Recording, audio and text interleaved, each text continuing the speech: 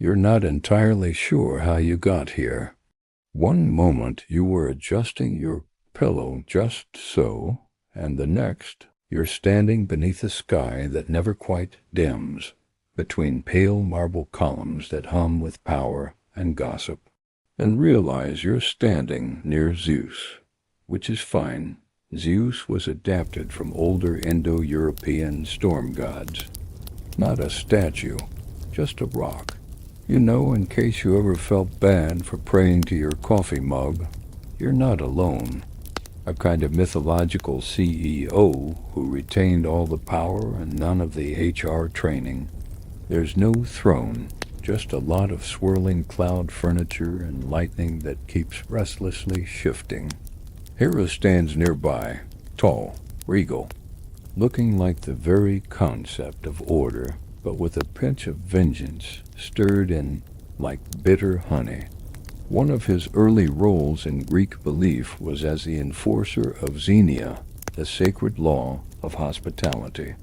You were supposed to treat strangers like gods because, well, sometimes they were gods, or at least a very nosy nymph. Except he's in the middle of loudly accusing a cloud withholding thunder. He gestures with his staff, thunder rumbles, somewhere off stage. The gods are like this all the time. One moment, cosmic arbiters of justice. The next, arguing over who ate the last pomegranate. This is Mount Olympus. The air tastes like stormlight and wine. Somewhere, a lyre strums itself lazily. You haven't taken a step yet, and already someone is judging your sandals. Welcome to the home of the gods, where immortality comes with drama. Golden chariots double as emotional support vehicles, and every second cousin has turned someone into a tree. If you were expecting something less chaotic, maybe crack the window, let a little night air in. Settle under your covers like a turtle withdrawing into its timeless shell, and you'll be seeing a lot of him. Not because he's particularly wise or even kind, but because he shows up everywhere. His portfolio includes the sky, thunder, kingship, vows, and unauthorized romance. His official symbol is the eagle, but he seems to prefer disguising himself as anything except an eagle. You'll find out more later. Maybe. If you're still awake, well, you probably won't make it through this day. Before we dive too deep into divine dysfunction, go ahead and gently press that like button, as if you're brushing a pet owl. And if you're awake enough to type, tell me in the comments where you're listening from and what time it is there. It's oddly comforting to see where all the sleepy mortals have gathered. Now dim the lights. Now let's ease into tonight's journey. You open your eyes fully. Zeus is king of Olympus. Historically, obscure fact. In some parts of ancient Arcadia, Zeus was worshipped as a weathered stone. Historians still debate whether Zeus's many transformations were interpreted literally or symbolically. But either way, the man had more aliases than a travel blogger avoiding taxes. You move past the throne room, if one can call it that. She does not look thrilled. And that's how your evening begins. At the heart of Olympus, where divine love is mostly a paperwork accident, and even the immortal pets have emotional baggage. You try not to stare at Hera, but it's difficult. She has the quiet stillness of someone who is either about to deliver divine justice or correct your grammar, possibly both. She's also Zeus's wife, which is roughly equivalent to being the head of quality control at a fireworks factory. Loud, risky, always smelling faintly of smoke. She raises one perfect eyebrow, and the room cools by several degrees.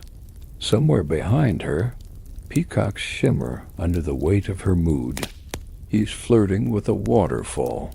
She murmurs to no one in particular.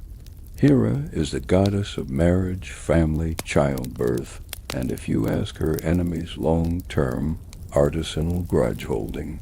She adjusts her diadem. Some suggest she began as a sovereign goddess in her own right, and Zeus was later grafted into her mythology like an unwanted vine. She doesn't speak, but you feel her glance at you now and then, assessing, not hostile. Just wondering if you're made of the same stuff as the rest of Olympus, lightning, rumor, and old grudges. He'd probably insist otherwise. Loudly. He bites too hard, she yanks him away, and her milk sprays across the sky, thus creating the Milky Way. It's not easy being the goddess of something everyone else keeps breaking. See what love looks like, down there. The next time you look up at the stars, just remember, cosmic lactation. You follow her gaze. There is indeed a suspiciously flirtatious waterfall, making eye contact with Zeus. It bubbles demurely. Historically, Hera was one of the most important deities in the Greek world. Entire cities like Argos and Samos were dedicated to her worship. Her temples were massive, her cults devout, and her image carved into countless statues. But myths didn't always treat her with equal reverence. Somewhere along the way, storytellers began to portray her less as a protector of marriage and more as a vengeful counterpoint to Zeus as wandering affections. And the answer is, it's complicated. Divorce wasn't exactly a thing on Mount Olympus. And besides, Hera's role wasn't just romantic. She was cosmic balance, the divine enforcer of oaths. And maybe, just maybe, she stayed out of duty. Or because Olympus would catch fire within 30 seconds of her absence. Either or. Weird cultural tidbit. In one myth, Hera breastfeeds the infant Heracles. You're probably wondering why she didn't just leave Zeus. Historians still argue whether Hera was always envisioned as Zeus as equal, or if that evolved over time. You walk with her for a while through the cloud corridors. Finally, she pauses by a small balcony overlooking the mortal world below. The stars stretch endlessly. She sighs. "I had a wedding once," she says softly, almost sleepily. "Golden apples. 1,000 guests. He turned into a swan after the vows." You nod, unsure what to say. The wind hums. The peacocks settle their feathers. And for a moment, just a moment, you understand why Hera is worshipped not for her warmth, but for her endurance. She lifts a hand. "Go," she says. You look over the edge. Below, the world of mortals flickers like candlelight. You're not falling. Not exactly. You're being sent, and the air grows warmer. You land gently in the mortal world like a leaf finding its favorite breeze. You're not quite sure where or when you are, but the air smells of olive oil and gossip, and every second child seems to be named after a god. You're somewhere in ancient Greece, probably near a coastline, definitely near a goat. You look up and see a swan coasting elegantly across the sky. Yes, that's Zeus again. He's shape-shifted again, this time into a swan. He has strong opinions about stealth, and none of them are good. A woman is singing to a loaf of bread. A man is arguing with a sheep. You fit right in. Overhead, thunder rumbles casually. Not the kind that warns of rain. The kind that warns of divine interference. You follow him at a distance, past orchards and sun-dappled fields, as he descends toward a mortal woman. Her name is Leda. She is unfortunately about to become very famous without asking to. Where mortals go about their business, under an indifferent sky, in love and life. They worship the gods, but the gods are rarely what they seem. Zeus, somewhere nearby, is busy making goose noises. A woman weaves in the shade, her thread golden and stubborn. A fisherman tells a joke to the sea. No one looks up. The gods visit often, but they rarely stay. Containing Helen of Troy and her siblings. Imagine explaining that to your midwife. Zeus was famous for many things: governance, thunderbolts, occasional justice, but also for a love life best described as unauthorized. He transformed into bulls, golden rain, and yes, swans. It's not easy being married to someone whose idea of subtlety is turning into livestock. Always some elaborate excuse to approach a mortal woman. The myths vary wildly in tone and detail. Some describe love, others coercion. Either way, Zeus was less a romantic and more a weather event. Your historical fact for the evening. The myth of Zeus and Leda inspired countless pieces of classical art, most of which were created by artists who politely ignored context and leaned hard into feathers and longing. Unusual detail? In some local versions of the myth, Leda lays eggs after her encounter with Zeus. Human-sized, of course. Historians still argue whether these myths were meant to be metaphorical, symbolic of divine inspiration, or simply ancient scandal filtered through 3 poets and a confused sculptor. In any case, no one was having a normal Tuesday. As you watch Zeus the swan preen and coo, you begin to understand why Hera looks permanently tired. You move along the shoreline. You pass a young man praying beside a tree. His hands tremble. He's asking Zeus for strength in war, and you begin to see it. The strange dissonance between reverence and reality. The sun shifts as if adjusting its blanket, and now you're somewhere warmer, perhaps Cyprus, perhaps nowhere at all. A breeze trails with hints of salt and rose petals. Somewhere nearby, someone is flirting with a breeze. This can only mean one thing. You've arrived in Aphrodite's realm. A subtle change in the way light falls. A sudden awareness of how unironed your toga looks. She arrives the way love does, unexpectedly, gloriously, and usually right before everything gets complicated. You don't see her at first. You feel her. Her influence stretched from Cyprus to Corinth, with temples that focused on beauty, fertility, and sometimes sacred prostitution, a religious role that modern zoning laws would definitely not allow. Aphrodite is the goddess of love, desire, beauty, and, as it turns out, extremely poor timing. Her origin story depends on how weird you want your mythology to be. In one version, she's the daughter of Zeus. In another, slightly more memorable, she's born fully grown from sea foam, after a cosmic act of dismemberment involving Uranus and a very sharp sickle. What's clear is this. Divine beauty has a high body count. She passes a sculptor who hasn't blinked in 15 minutes. She waves at a soldier who immediately forgets what he was angry about. Love in her hands is neither gentle nor safe. The one that started the Trojan War. It begins at a divine wedding and a golden apple inscribed, "To the fairest." Not flirtation, not seduction. Something else, an amused awareness. She knows you're watching, and she lets you. Naturally, Hera, Athena, and Aphrodite all reached for it at once. Either way, she's not exactly the product of a stable family. Your historical fact for the day. Aphrodite had one of the most widespread cults in the ancient Greek world. and thousands of ships were launched to clean up the mess. Obscure tidbit?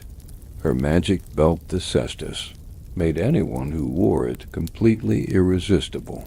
She lent it out exactly once. Chaos followed.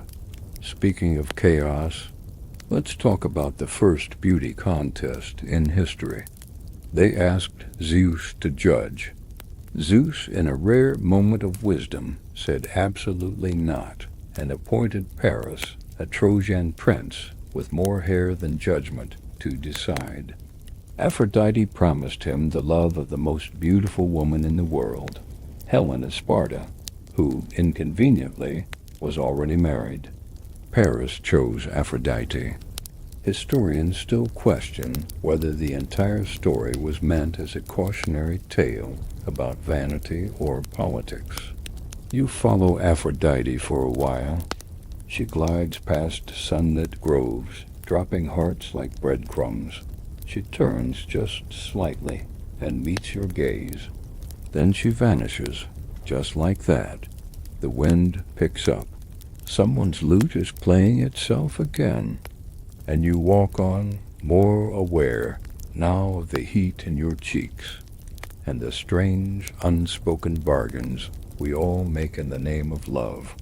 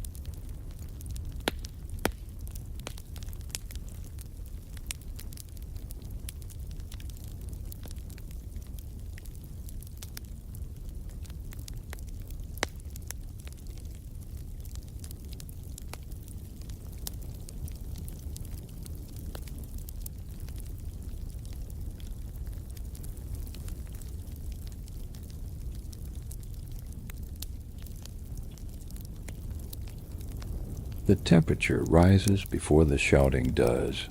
Somewhere ahead, something is charging, something else is yelling, and something, possibly a helmet, is on fire. You've wandered into Ares' domain, which is less a domain and more a roaming battlefield that occasionally pauses for dramatic effect. Ares is the god of war, not the clever kind, not the strategic, long-game kind. The sound of a man trying to convince a chariot that it can, in fact, do parkour. No, that's Athena's department. Ares is the kind of war that smells like blood and brass and very poor decisions made too quickly. Muscled, wild-eyed, slightly over-armored, standing on a rock like it's an open mic night for carnage. You hear him before you see him, and then there he is. Unlike Athena, who represented strategy and justice, Ares embodied the brutal, chaotic side of warfare. Either way, he felt more like a warning than a celebration. The Greeks respected his power, but they didn't trust it. Temples to him were rare, and prayers came with caution, like leaving milk out for a very angry cat. He doesn't notice you. He's too busy sparring with someone made entirely of shadow and bravado. Your historical fact: Ares was never particularly beloved in classical Greece. They weren't much for family picnics, to burn hot and fast and never stay in one place long enough to think about the consequences. Maybe it's a real one. Maybe it's a memory. He just runs toward noise, toward fire, toward the only language he understands.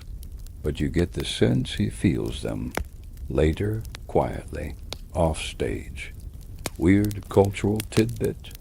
Ares had two sons named Phobos and Deimos, literally fear and terror, who rode beside him into battle. Historians still debate whether Ares was imported from Thracian mythology, or if he was simply Greece's embodiment of the kind of conflict they didn't want to glorify. You inch a bit closer. He's mid-monologue. Something about valor and honor and punching cowardice in the throat. He stabs a tree for emphasis. The tree, for its part, seems unimpressed. And then he pauses, looks up, notices you. "You here to fight?" he asks. You shake your head. "Good," he says. "I'm exhausted. Want some figs?" He tosses you one without waiting. It's bruised, but decent. For all his fury, Ares isn't complicated. He wants to win, to move. He stretches, cracks his knuckles, and squints into the distance. Somewhere, another fight waits for him. He doesn't say goodbye. You eat the fig? It's fine. You leave the echoes of Ares behind and step into stillness. Not silence exactly, more like the sound of thought. Crisp, cool, composed. You've entered the domain of Athena, and even the air feels smarter. It smells like olive trees and freshly sharpened ideas. The wind hums like a library exhaling. Somewhere an owl blinks twice and judges you gently. She's not here for theatrics. Her armor isn't shiny, it's functional. Her hair is tied back. Her eyes are already halfway through your psychological profile. Athena is the goddess of wisdom, strategy, law, crafts, and the kind of war you win before the first sword is drawn. She doesn't descend from the sky. She arrives the way certainty does, quietly, and with zero tolerance for nonsense. Historically, Athena was one of the most revered goddesses in ancient Greece. The Parthenon in Athens, her namesake city, was built in her honor. Her cult blended civic responsibility, rational governance, and artistic skill. She was logic in a world drunk on thunderbolts. Your historical fact: Athena was born fully grown and fully armored from Zeus's forehead. After he swallowed her pregnant mother, Metis, to avoid a prophecy, he later developed a splitting headache, and rather than consult a physician, had his skull split open by Hephaestus. And there she was, birthed by migraine. Weird cultural tidbit: Athena invented the bridle, not for power, for control. It allowed humans to tame horses, redirect wild energy. She doesn't look up. Go, watch the mortals. They're crafting something today. Might be hope, might be hubris, which is basically her approach to everything. Historians still debate whether Athena's virginity symbolized chastity or independence. Some argue she simply couldn't be distracted. Others think the Greeks needed at least one powerful woman who didn't decomplicate Olympus with romantic chaos. You spot her by an olive tree.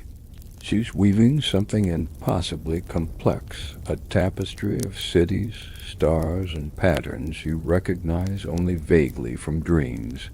There's a lesson in every thread, she says, but most people don't finish the pattern. You nod slowly, or wisely, whichever feels appropriate. Athena pauses her work. Did Ares try to recruit you? You admit that he offered you a fig. She sighs. Still better than his battle plans. She gestures to the horizon. And with that, she returns to her weaving, each thread pulling a quiet truth into place. You walk on, feeling slightly more organized than before. The ground cools beneath your feet. The air grows still, but not in a threatening way. It's the kind of quiet you find in old libraries and deep caves. Below the world of Olympian drama and seaside longing lies a slower place, Hades' realm. Not evil, not cruel, just exhausted, eternally responsible. The divine equivalent of that one manager who handles all the emails no one else wants to read. You don't descend so much as sink. There's no dramatic portal, no skulls or fire. He doesn't gesture wildly. He just stands near a river, feeding a three-headed dog a biscuit. Cerberus thumps his tails in unison, just a gentle downward tilt, like slipping under warm water. The light dims, the world hushes. And there he is. He used it not to sneak around, but to not be seen. Possibly the most relatable accessory in the entire pantheon. Hades, god of the underworld. He doesn't roar. You're historical fact. Unlike other gods, Hades had very few temples and even fewer festivals. People didn't worship him so much as avoid his attention. He wasn't feared because he was wicked, but because he represented the one truth that couldn't be bargained with, death. Cerberus sniffs your hand, then curls around your feet like a weighted blanket with opinions. Souls wander soft as paper lanterns. Some weep, some hum. Most simply drift. Weird tidbit? His helmet, the helm of darkness, granted invisibility. Everyone ends up here eventually, he says, even gods. Just longer lines. Historians still argue whether Hades was ever meant to be villainous, or if later interpretations, especially during the Christian era, miscast him through a moral lens he never asked for. In most original myths, he's fair. Lonely, yes, but fair. He glances at you. Doesn't smile exactly, but acknowledges you in a way that feels comforting. You're not dead, he says, just visiting. You nod. He offers no questions, just quiet presence. You follow him through his realm. The fields of asphodel stretch around you like faded dreams. He stops near a bench carved from memory itself. You ask if it's sad ruling this place. No, he says, it's necessary. You sit beside him. There is something peaceful here. Not cheerful, but restful. No ambition, no lightning bolts, just endings managed gently. Hades offers you a plum. It's the best one you've ever tasted. The silence breaks with a rush of wind and laughter. Something whips past your ear, a blur of feathers, sandals, he says, catching his breath. Messengers, commerce. On the day he was born, he invented the lyre, stole his brother Apollo's cattle. Even while still, some part of him twitches an eyebrow, a wingtip, the idea of leaving, and convinced his way out of punishment all before bedtime. He says, or the river, depending, thieves and plausible deniability. If Olympus had a filing cabinet, he'd be the one who rearranged it alphabetically by chaos. Don't worry, that goat was corrupt, and definitely stolen property, some whisper. You turn just in time to see Hermes land in a crouch, grin already halfway formed, known not only for his speed, but also for guiding souls into the afterlife. He says, slightly defensively, I facilitate fate. Logistics of destiny, that's me. He was the psychopomp, a word that sounds like a Greek insult, but actually means soul escort, holding the coin. Hi, that's sacred too. You don't ask. Hermes is the god of travelers, narrating the weather, recommending snacks, and pitching a vague business plan involving sandals, a coin, old, then vanishes, probably to deliver a scroll, rescue a soul, or talk his way out of divine parking tickets. Worn, and somehow yours. Divine GPS and Ambrosia subscriptions. Your historical fact. Hermes was one of the most widely worshipped gods in the ancient world. Unusual tidbit. Historians still discuss whether Hermes evolved from a pastoral deity or began as a foreign import. His trickster traits suggest layers older regional gods folded into a single wing-footed multitasker. He walks beside you now. He doesn't stop moving. I don't just run errands. You ask him what that means. He points at a distant couple who just bumped into each other and blushed. That. Then he hands you something. For the road. He winks, you smile, some gods roar. Hermes makes you laugh, and somehow you smell him before you see him. Grapes, incense, wet leaves, and something else. Something feral. Not unpleasant. Just ... Uninhibited. The forest hums with drums that no one's officially playing. A flute solo erupts from a tree. Dionysus is near. He's the god of wine, revelry, fertility, theater, altered states, and on occasion, perfectly timed chaos. He arrives barefoot and over-accessorized, a crown of ivy in his curls, and a wine cup balanced like a metaphor. He is laughing at a joke you didn't to hear and want to be able to explain. He sees you, arms wide. You made it, he says, or you wandered. Either way, welcome, you nod. You're not entirely sure what's happening, but you're also not entirely against it. He was worshipped in wild, ecstatic rituals, the Dionysian mysteries, which scholars believe were meant to dissolve personal boundaries, encouraging unity with nature, spirit, and the occasional regrettable decision. He turned their mast into ivy, filled the ship with wild animals, and transformed them into dolphins.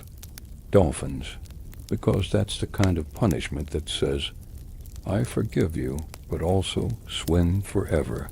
Your historical fact. Dionysus was the last god to join the Olympian pantheon, and arguably the most paradoxical.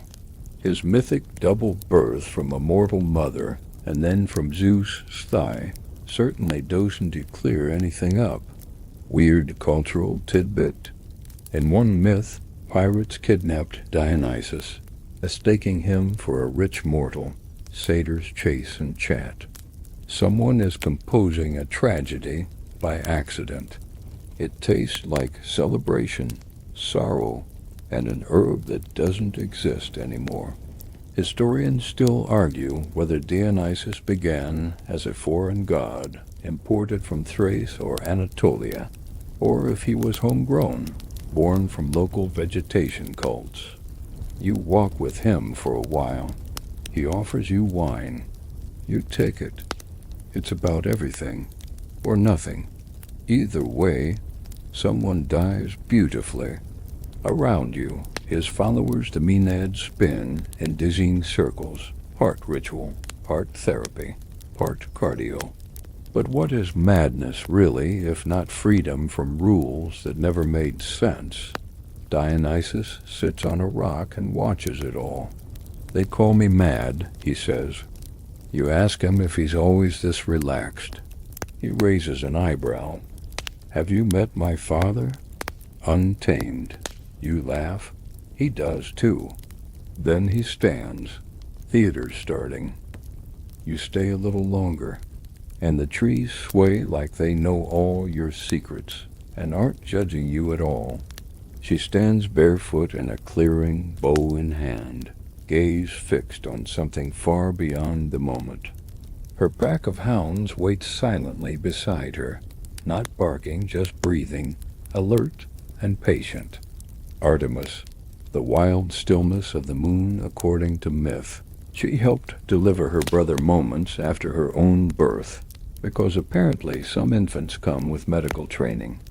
After the chaos of Dionysus, you find yourself craving quiet again, not the hush of Hades, not the judgment of Hera, but something wilder.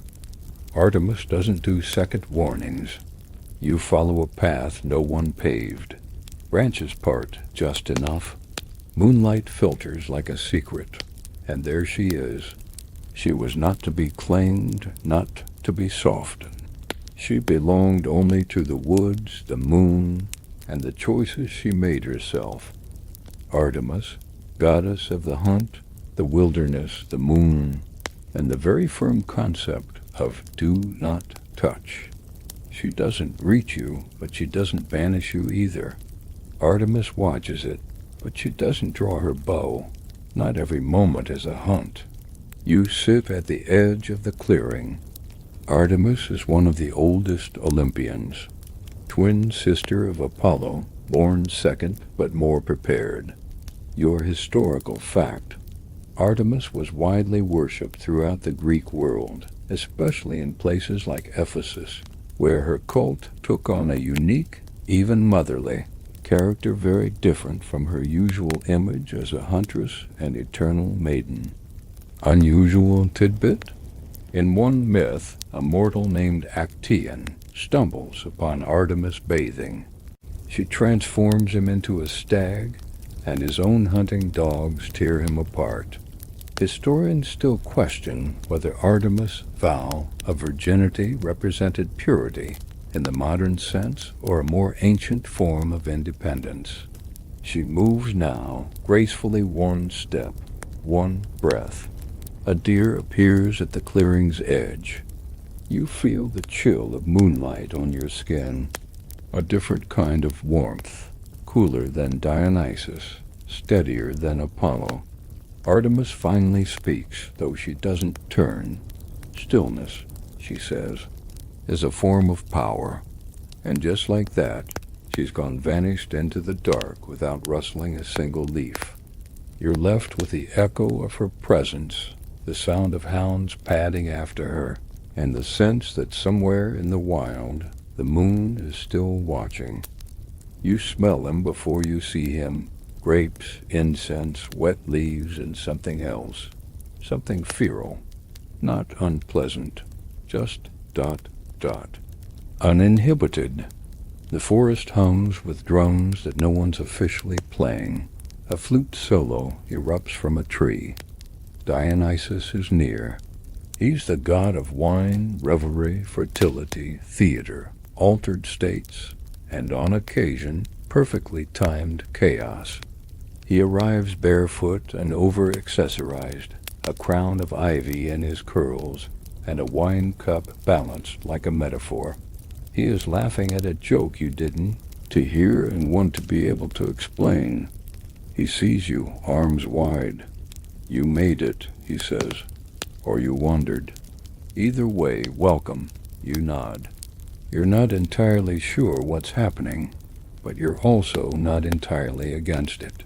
He was worshipped in wild, ecstatic rituals, the Dionysian mysteries, which scholars believe were meant to dissolve personal boundaries, encouraging unity with nature, spirit, and the occasional regrettable decision. He turned their mast into ivy, filled the ship with wild animals, and transformed them into dolphins. Dolphins, because that's the kind of punishment that says, I forgive you, but also swim forever. Your historical fact. Dionysus was the last god to join the Olympian pantheon, and arguably the most paradoxical. His mythic double birth from a mortal mother and then from Zeus' thigh certainly doesn't clear anything up. Weird cultural tidbit. In one myth, pirates kidnapped Dionysus, mistaking him for a rich mortal. Satyrs chase and chat. Someone is composing a tragedy by accident. It tastes like celebration, sorrow, and an herb that doesn't exist anymore. Historians still argue whether Dionysus began as a foreign god imported from Thrace or Anatolia, or if he was homegrown, born from local vegetation cults. You walk with him for a while. He offers you wine. You take it. It's about everything, or nothing. Either way, someone dies beautifully. Around you, his followers, the Maenads, spin in dizzying circles, part ritual, part therapy, part cardio. But what is madness, really, if not freedom from rules that never made sense? Dionysus sits on a rock and watches it all. They call me mad, he says. You ask him if he's always this relaxed. He raises an eyebrow.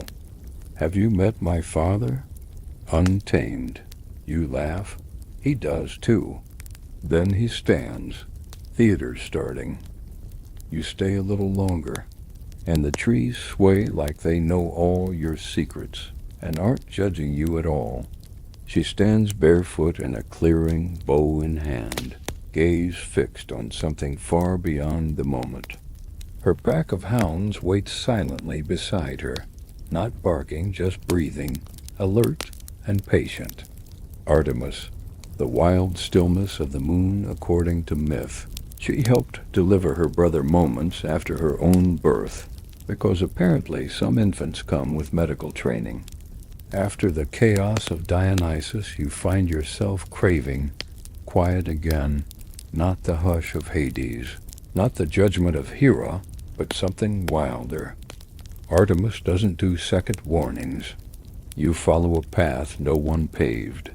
Branches part just enough. Moonlight filters like a secret, and there she is.